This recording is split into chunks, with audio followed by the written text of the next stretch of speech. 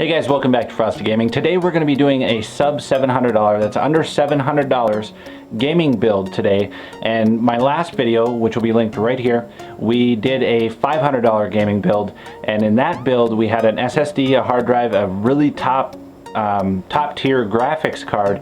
We had a really good motherboard, so go check that video out at the end of this video. I'll also leave a link in the description, and it'll also be linked on the end of the video as well. In this build we also still have an SSD. We have a surprise graphics card. This graphics card is rated probably among the top 5 for the most recently released powerful graphics cards.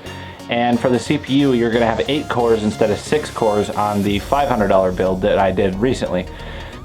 Also guys, if this video reaches 100 likes by the 23rd, which I believe is Monday of next week, if we reach 100 likes, I will do the gaming build on my PC, which was about $2,000 when I built it. And now I'm sure it's right around that $1,000 mark or something like that. But anyways, we'll do a build on that if you guys really want to see that. We'll go through all the products and things like that, my graphics card, CPU, RAM, the case, my peripherals, everything like that. It won't quite be a gaming setup video, but it'll just be my computer setup.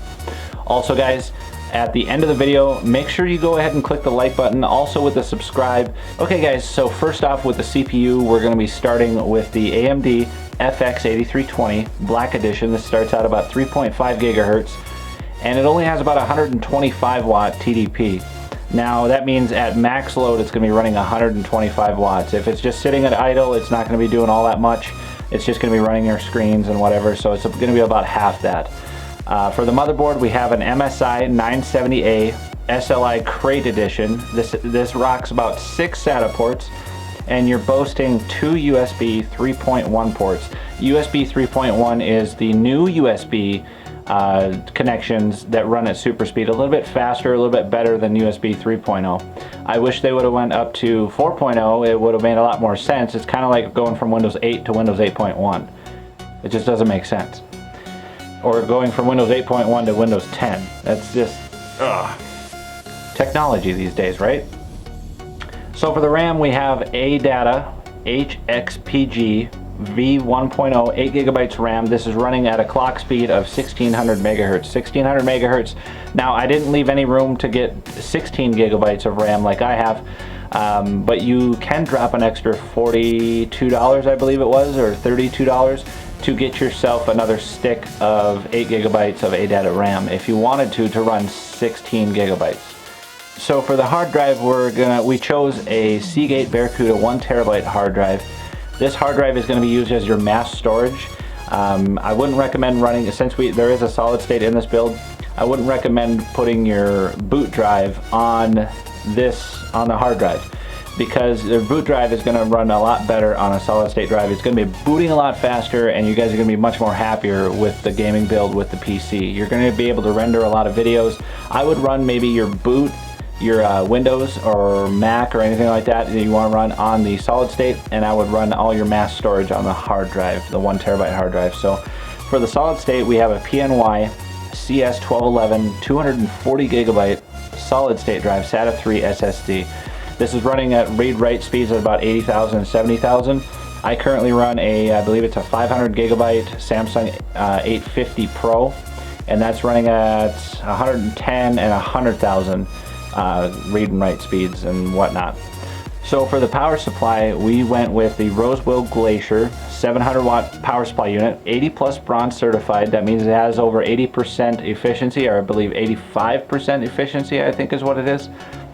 And it has a silent arrow fan. So basically when this thing is running at full speed it's going to be pretty well silent. If you don't have a silent gaming case, which I don't think this case is considered a silent case that we have in this build, I have a silent case right now and it's whisper quiet, especially with all that sound dampening foam in there. You can add sound dampening foam yourself, but that's totally up to you. So for the case we went with the NZXT. Go NZXT, that's what I run right now. It's awesome cases guys. The NZXT CA5220W Black Edition mid-tower black case. So NZXT cases are just strong build quality all around. That's why I chose these cases. It's going to be basically the same thing as a Source 210 is what the model number of this is. So basically it is a Source 210. We'll just call it that. I was just going by the model number or whatnot. So you're gonna have a lot of storage on this case. You have 3 external 5 1/4 bays, USB 3.0 on the front. You have a USB 2.0 on the front, microphone in and out, and a line in and out on the front of the case. So it's gonna be a really good case, guys. Now for the GPU, this is the surprise. The GPU is an XFX Radeon R9 380 2GB GDDR5. So 2GB, I know I didn't go with 4 or I didn't go with 8. 2GB will suffice you just enough for games that are out there right now. If you want to upgrade in the future to maybe a 4GB, or maybe get 2 of these cards once they drop down below in price and whatnot. So basically that's going to be it for this video, guys. If you enjoyed it, or if there's anything you would change about the build, maybe swap something out, maybe swap out the solid state for maybe another memory stick RAM, whatever you guys would do, this should run all the games that are out there right now at well over 35 to 40 frames per second at max settings. So I hope I did good on this one for you guys. I did a little bit better than the $500 build. It's kind of hard to do things with $500 builds. But anyways, guys, that's going to be it for this video. If you're new to the channel, make sure you guys hit that subscribe button. Also leave a like on the video. If we hit 100 likes by next Monday, I will do my case and my setup PC, and we'll do that as the whatever dollar amount that may be. Or I just might label it my gaming PC. I don't know, or whatever it costs nowadays. Because a year ago it was about $2 grand. But anyways, guys, we'll see you on the next video. Stay frosty.